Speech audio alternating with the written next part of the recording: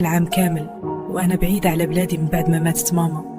نزلت بقلب مجروح، لقيت راسي بوحدي، الهدايا في يدي ولكن اللي بغيتو ما لقيتوش. من شاد ديك اللي نمشي نلقاها موجده كلشي ودايره بحسابي. الفراق صعيب.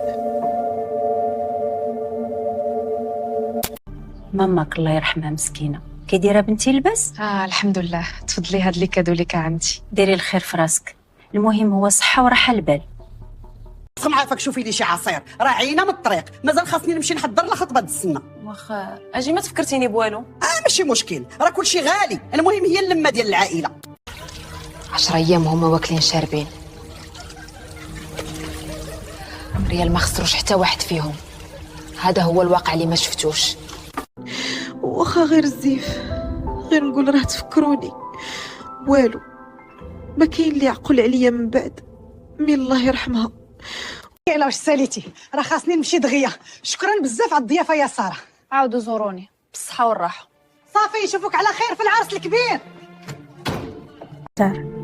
انا غير جالسه ونشوف كلشي بغى غير بروفيتي، كاينش اللي يفكر فيا حيت ما بقيتش نافعاهم. هادشي هو الواقع المر.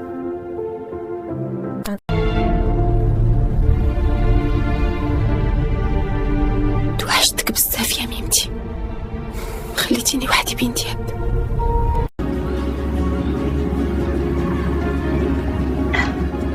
والله ما محتاجة شي واحد، كرامتي أهم من أي لومة. هذه هي النهاية ديال القصة. الا كملتي هذا الفيديو حتى الاخر ما تنساش دير ليا جيم وتخلي ليا كومونت، راه تعليقك كيهمني.